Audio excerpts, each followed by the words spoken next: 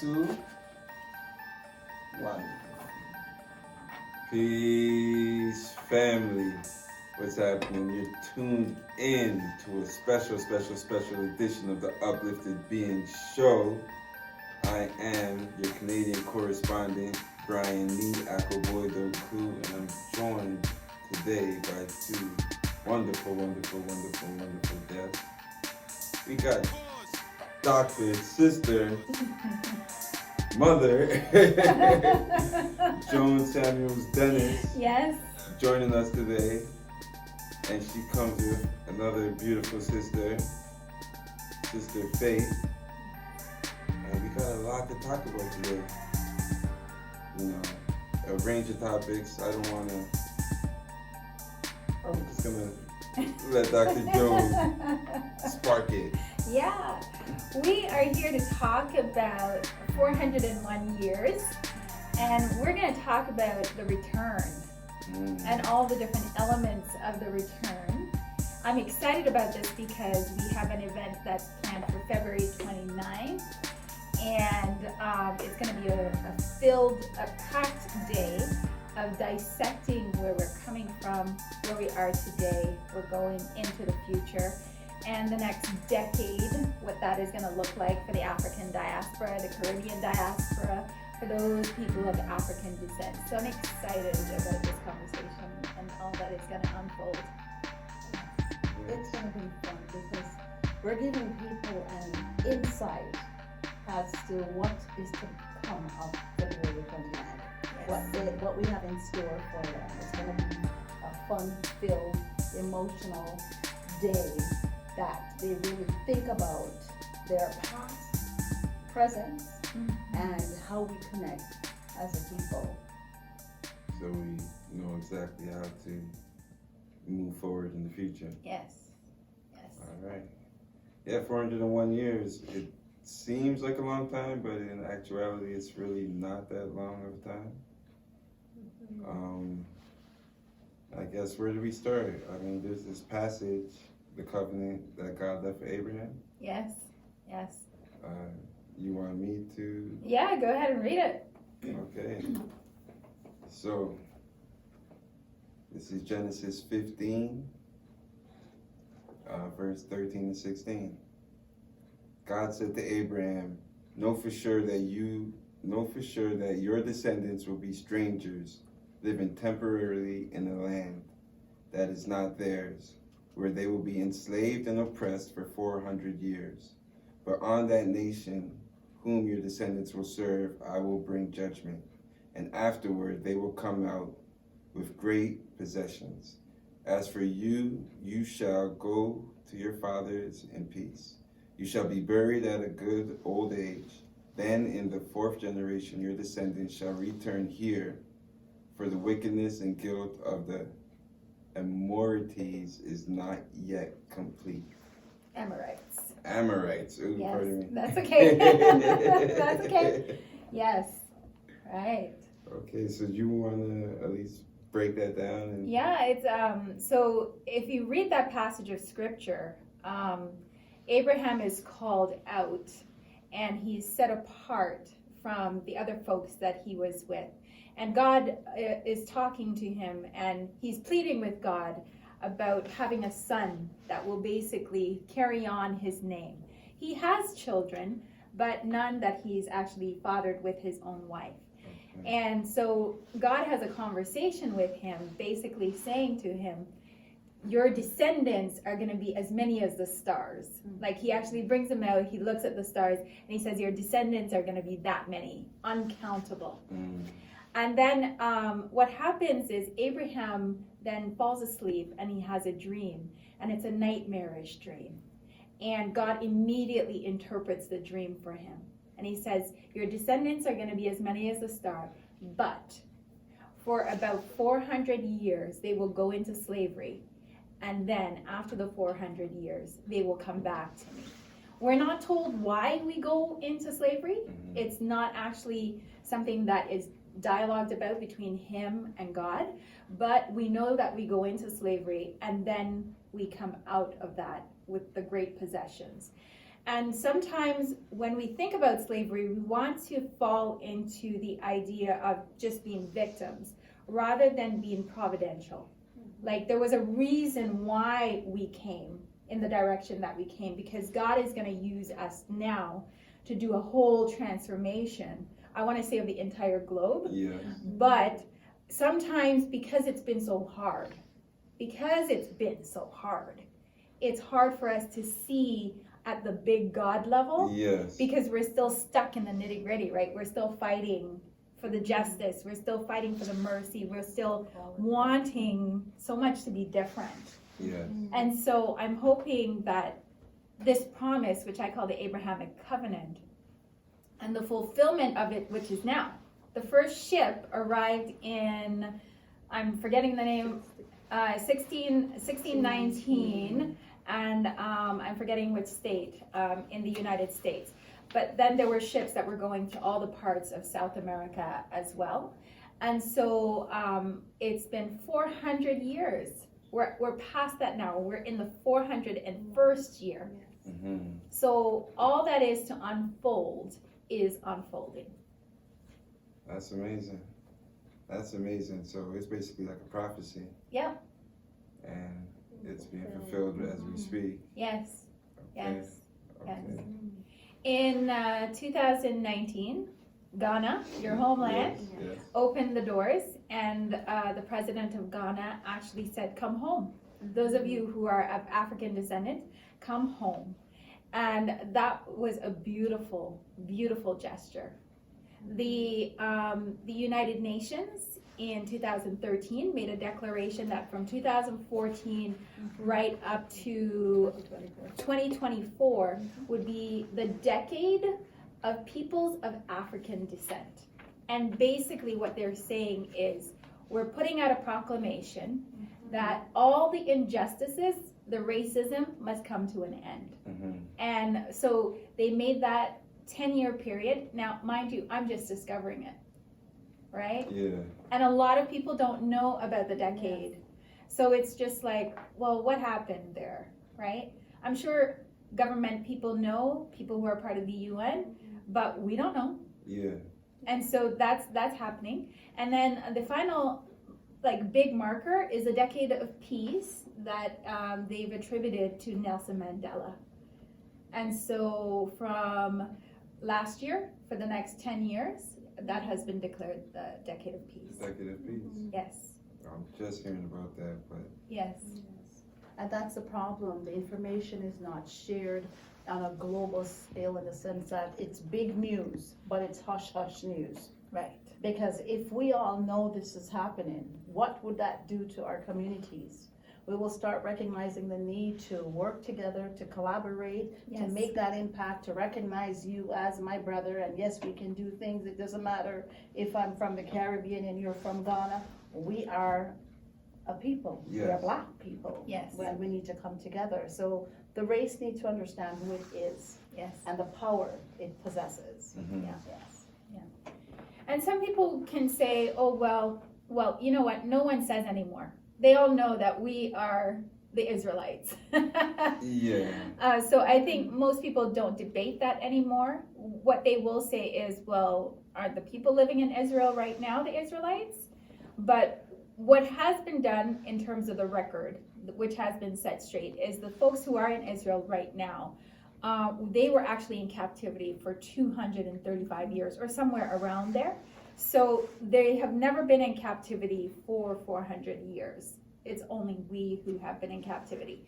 So it's kind of just known now that we are that people that Abrahamic covenant was made for. Yeah. I'm excited. I'm excited too. I'm excited too. Because I can feel the energy just in my day-to-day life and just looking and Yes. just being an observer of what's going on. Yes. I can see the change, I can feel the change, and I feel like I'm a part of the change, Right. which feels And good. that's great. So what are you noticing? What are you noticing on the streets? On the streets? Yes. Like what makes you say that? What kind of buzzes are happening on the street that would I mean, I feel like it's more of an individual thing inside of me as an individual, and how I deal with people on the Yes. streets and how I see people in the streets, I see everybody as being a brother, sister, as being, Yes. you know, I'm quicker to see the God in somebody than Yeah. to see anything other than, Yes. you know, and I just feel like that's part of, you know, Mhm. the prophecy and, Yes. and you know, things, you know, the cycle Right. coming back around. I think in a lot of ways, we don't even have to try. Yeah. I think all that is spoken about is just naturally Mhm. going to unfold Yeah. as, you know, as the prophecy says. I think just the very fact that the UN can be, you know, launching certain programs related to celebrating us and also ensuring that we have all of our human rights met, that will send out a wave that will begin to then, you know, even if it's in little small ways at first, but then big ways Mm-hmm. that allow us to come to that place where we have full enjoyment of life and can engage in all activities of society in the way that we should. Yeah. So you just mentioned that the UN is ensuring that we have all of our human rights met. On paper. Oh yeah, on paper. It's Okay. take a while, right?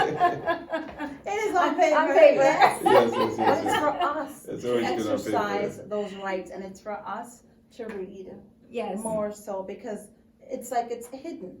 Mhm. Because if it wasn't a hidden, yes, declaration in a sense, everyone would know. Go tell everybody on the mountaintop. So for the ones who know, it's their responsibility to share it, Mhm. to bring life to it, so that we can all be spiritually awakened Yes. under the Abrahamic covenant. Yes.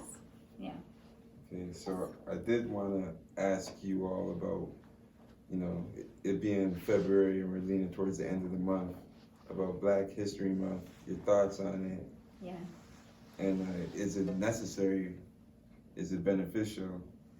Like, what does Black History Month mean to you? Yeah. You go first. Okay, so Black History Month, today is very commercialized. It really is. Mm. It's not really about who we are. It's for us to know who we are, share that with others, because one of my favorite and all-time mentor in my own way is Marcus Garvey. Mm. And Garvey says, you know, a people without the knowledge of their past history is like a tree without roots. Yes. So we need to know where we're coming from to know where we're going. Yes. So, and it doesn't necessarily mean because I didn't experience what my ancestors experienced, it means that's not a part of my history. It is. Mm-hmm.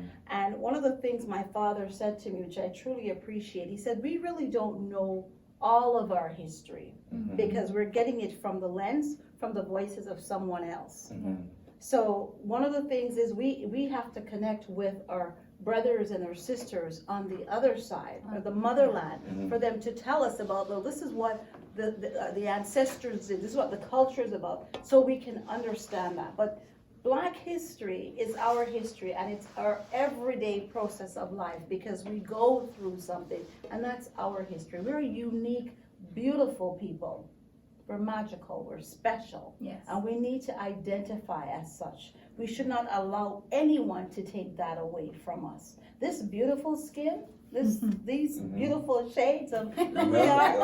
all that And wonderful, the melanin, beautiful melanin. exactly. People die for it. You know what I mean? I know. They want it. But at the end of the day, do you like me, or do you like just this beautiful skin? Right. So we have to appreciate our entire being. Mm. Yes. Okay, and that's what makes the difference. So Black history is our everyday history, Yes. and we have to embrace it, and we have to embrace it with each other, Mhm. not with someone else. Embrace who you are and Yeah. love who you are. Yeah.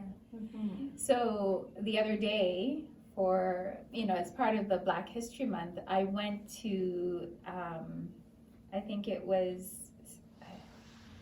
something reggae, Sounds of Reggae. It was at the Rose Theater in Brampton. Okay. Forgetting the name. I didn't say the exact name right, but essentially it was like, you know, modern day artists, you know, singing some of the old tunes, right? Like Bob Marley tunes. There was a lady named Julie, Judy. Walcott. Okay, what's her name? Oh my gosh, Judy. And it's Bob Marley's backup singer. Yes, she was and my yeah. goodness, just listening to some of Bob Marley's songs. I mean, we're talking out of the 70s, right? Yeah. Just diving into the words, but more so the sound. And it hits you in the gut and the soul, right? It just resonates in that kind of way. And when Julie was singing, because she's got her own albums and soulful music, and she sang a song called Queen Slave, and was just talking about our struggles as women. And so for me, Black History Month, it can be commercial, but it also puts us in a place where we can celebrate those things that we know naturally come to us, right? Yes. The arts, the singing, the dancing, those things that we should celebrate about ourselves. Yes. We have the opportunity to do that. Now, does it focus too much on that? I think so. But I can still appreciate those things about our heritage. Yes. and celebrate that. And then, it is a little bit commercial in terms of we still have the certain people that we talk about at Black History, and it's very much about slavery and that period of the 400 years. It doesn't go beyond that. And I think, that's in part because nobody knows the history, but also because it's so hidden, right? Yeah. So you gotta take it, take parts, leave parts, you know? So. And it's been declared to us, right? The month. Yes, Right. The month has been declared I as think our, what we have to do about Black History Month is just make it better. Yeah. I think we just have to make it better, where it is actually about our history, where it is actually about celebrating a true knowledge of who we are. Yeah. You're saying that in a way I would like to abolish it altogether. Yeah, I mean, I have my own personal beliefs, Yes. but all the points you both brought up were really good points. I feel we don't really need a Black History Month. Yeah. I feel like we don't need anybody to give us that, especially True. the shortest month of the year. True.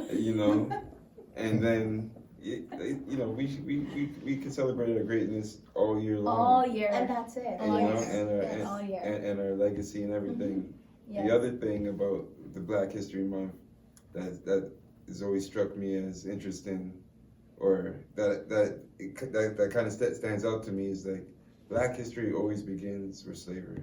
Yes. Right? Yes. And so we know, us being so-called Black people, our history is actually world history. Yes. Because there was a time when everybody on the globe looked like us. Yes. Right? So we were never really Black people before slavery. Yeah.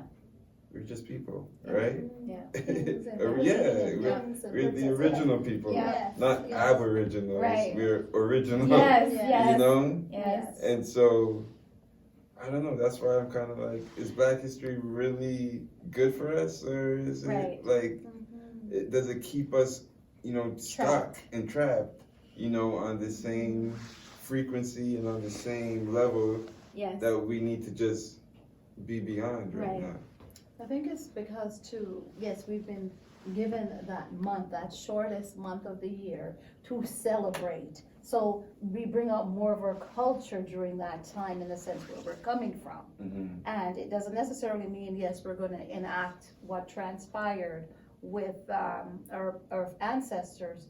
It's we appreciating each other today, working together, enjoying the arts. Bob Marley said, when the music hits you, you feel no pain. That is why people can relate to it, because you get intoxicated with that music. Reggae music brings people. I mean, when you talk to, for example, our brothers and sisters from the motherland, everybody talks about Bob. Bob Marley. And not only just in Africa, throughout the entire world, because of what the music, the music draw people closer together. And then we, on a whole, we're very vibrant people. Yeah, we are. Yes, we know how to make the music ride with us. Yes. How to get into the flow and the beat, and how we can make it happen as to, Yes. and everybody loves to see the way we move. You know, our sisters swaying our hips and our brothers, come on now, The way don't we get talk, me started. The way Yes, we walk, yes. the way we move and Oh, groove, yes. everything we do. Yes, It's the There's a light. impact. It's the Yes. light Yes, yes. that we radiate. Yes. And when we are healthy, Mhm. because our 401 years is going to focus on celebrating our entire history. Yes. We are the original people, like you said. Yes. So we want to acknowledge that. Then we want to acknowledge the challenges that we've experienced. And then we want to go further and acknowledge the wounds that have been created. Yes. And then the healing that must happen. Yes. You know, there's this wonderful quote by a philosopher, and he says, "The wound is where the light enters." Think about that for a second. The wound is where the light enters. That's deep. Yeah, That's deep. right? Yeah. Think about our wound as a people, right? Yeah. And think about the light as God, Mm-hmm. right? And so the light enters. Now, what we need to do as we heal Mm-hmm. is become entirety light, Yes. right? So that our light can then go out and shine like the city on the hill, Yeah. so that we're not just the candles anymore surrounded by the darkness, but actually we are the bursting city light that just totally pushes out the darkness altogether. Yeah. One of the things I like to say about Black people is this. Let me say African people, because we're not our color, we are African. And the one thing that I like to say about us is we're the most peaceful people on the planet. Yeah. But a war has been waged against us. Yeah. And as the war has been waged against us, we have in turn become warriors. The war is internal, but the war is also within us now, and it's time for that to be extinguished.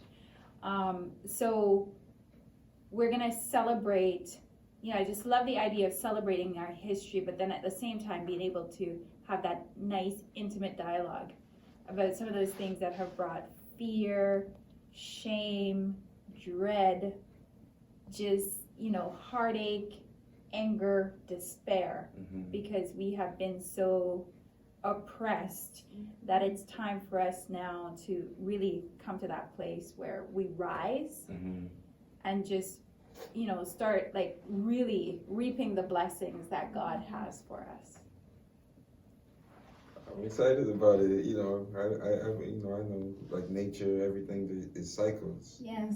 Yes. So it's like I just feel like the 400 years has passed, Yes. and we're on an upward cycle. Yes. I personally have had the privilege of working with you in the past, so I know about the therapy that you do, the forgiveness therapy. Yes. And I was there when you did the mass forgiveness event, which was amazing. Yes. I didn't really get to introduce you like I could have. That's okay. So, do you just want to give everybody a quick rundown on what's going down February 29th and Yes. what they can expect when they come? Yes. So on February 29th, we have a day totally dedicated to us of African descent. We've called it the return through forgiveness, because the Abrahamic covenant is about us and our return. In a lot of ways, there is a physical return, and in the most pivotal of ways, there's a spiritual return, yes. right? So I call 2020 the decade of awakening, because the spiritual return will happen, where we will not just go to church, we will not just, be in these places where we become religious, but we will become spiritual beings. We will awaken, we will experience God in these new, wonderful ways. And I know we already have some of those things already happening, but it will happen at an even more heightened level. So, I do forgiveness therapy. Yeah. It's different. That the process heals, and it heals almost instantaneously, but then of course you feel the effects, it moves out like a wave. And so we're going to talk about our history, the wounds, and then we're going to march through a mass forgiveness. And we are going to forgive the atrocities of the past. And as a group, we're going to join hands together in a circle, and we're going to move through a truth, forgiveness, and reconciliation kind of process on the 29th. So I'm really excited about that. I know the first time I did this, we did a mass forgiveness of men who had victimized women and girls. Then the next one that I did, it was related to the mass forgiveness of slavery. And this one is, we're gonna just flow with the group, and we're gonna see what comes forward as kind of the dominating wounds that need to be healed, and then really dive into that, dissecting what we want as a group, and then building on that as we move into the future. We're gonna have 4 of these events over the next year, all focused on forgiveness. We're starting at the highest level. We're doing a nation level forgiveness, then we'll move down to the level of family, then we'll move down to the level of the individual. And our very last workshop is then gonna focus on, okay, when we forgive, then we act. We don't just forgive and then act in this very laissez-faire way and say everything's okay. No, we forgive so our eyes open to the things that need to shift and change. And so part of the journey is about then becoming advocates for ourselves and actually deciding what changes need to be made. That's amazing. Yeah, I'm excited. So Sister Faith, what can we expect for every Well, as I mentioned, it's going to be an experience for one to discover themselves as well. Yes. And the need to really work together, but we cannot work together until we understand the true purpose of forgiving. Because if I don't forgive you, and I don't forgive myself, and I don't forgive my ancestor, and I don't forgive the white man, I'm just going to put it that way, I can't move forward in regards to working together collectively. Because if you notice, we do have barriers when it comes to trying to work together. And that is one of the biggest issues we face. This is why we're not a successful race of people collectively working together, because there's barriers. So through this workshop, it's a start. There's 3 more, and we did it this way because we felt there was a need. We have to go through a process. We can't just, here it is all at once. You have to go through that journey, right, in order to get to the destination. And 2020 is a year of awakening of the spirit, as well as I call it balance and focusing. And it's time we as a people become balanced and focused. So it's going to be, as I said, a lot to expect. They're going to have a lot of fun as well, because a lot of research has gone through this particular workshop. And I mean, you know, Dr. Joan here, the expert on forgiveness. And that's deep. Because sometimes you don't even realize that you've hurt someone. And the feelings is there. They're holding it, and you don't realize that you've hurt them. And so you can't really get past or get close to them because they have you like this, and you're wondering, why are they doing this? What's going on? And then you start thinking, because information is coming out, you start to do a self-reflection. And from that self-reflection, you're going to get answers from that person. It's like, oh my goodness, I didn't look at it this way.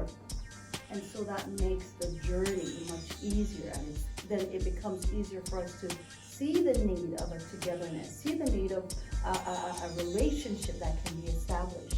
Not just friendship, but work, collaboration, trust, unity. It's going to all come together, but it's a process. So it's going to be one of those days that it's like, oh my goodness. You're going to leave feeling renewed, refreshed, inspired. We're starting off with some drums.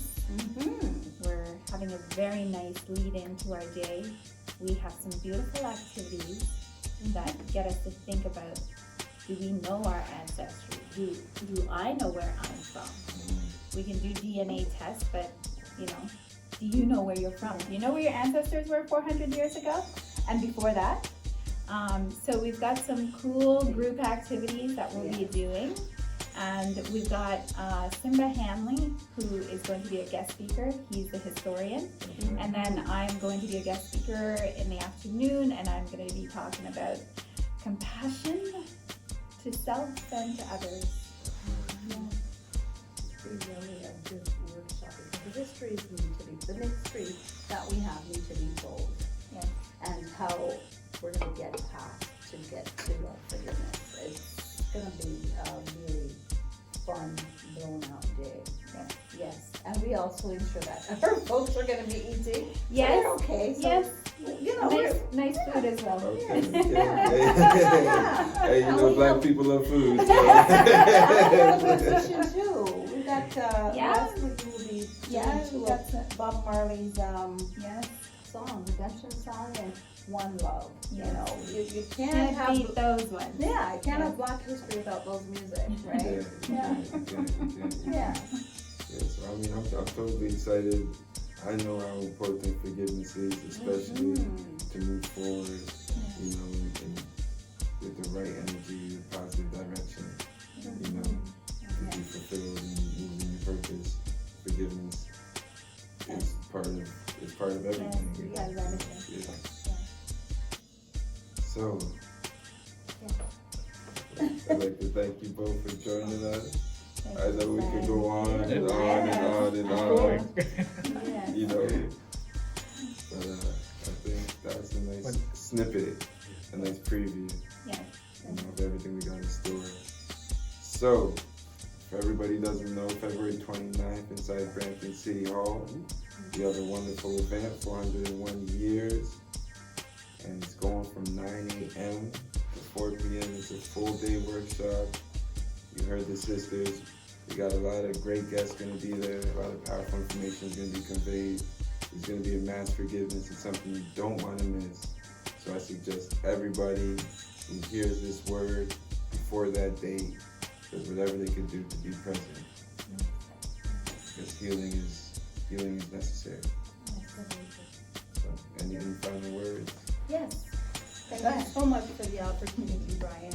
And we want everyone to come out and support this initiative because it's not just about us, it's about we. It's about how we can get to our destination and how we can make things work for us because it's time for us to really start that healing process where we see each other the way I see me through you. And that is important. Tickets are Eventbrite, or you can purchase tickets at the door, and they're $10. $10 for the entire day. And then there's breakfast and lunch is provided. For $10, so you can't go wrong. Right. And it's as I said, we try to balance everything because we know our people and other people love music, so we put that piece in because you gotta have it. You gotta have a balance of everything. So come on out and make a difference because this is a workshop that you need to be at. It's educational while you're having fun. Right. Thank you. Thank you. I guess I'll finish off, right, Brian? Yes, It's been a pleasure to be with you. I am so grateful for the opportunity to introduce a different style of forgiveness to those who will be coming. I know it will be impactful, and so we're just welcoming and inviting everyone to think about coming, and then also to then come ready to be vulnerable, to participate, and then to forge ahead with us. Yes. So Brian is coming. I like that. I'm coming. Awesome, yes. And Gabriel is coming. I'll be cheated. there. I'll be there. Don't worry. Oh my goodness, yes. And bring everyone. Of course. Yes. Actually the workshop too is for the family as well. So as youngest as 10 years old, Yes. a child could chip in. Yes, welcome. Yeah, I'm always coming to the events for my little one. So, Yes. I'll be in the building with her. All right. All right. So before I close off, I'd like to give a big shout out to Sister Angela out there in the UK, Brother Dwayne out there somewhere in the USA. And I would also like to thank Dr. Joan for joining us once again, and Sister Faith for joining us, and sharing their light and their love and their message with us, And I'm just gonna close it off like that. Like I said, my name is Brian Nee Akoboy-Doku, also known as Melanin Rich, and this has been a special presentation of the Uplifted Being Show. Thank you all. Peace, love, light. I'll catch you on the rebound. Thank you for tuning in. Check out upliftedbeing.com and remember to rate, review, like, share, and comment, depending on where you're listening from. Light, love, and peace, family.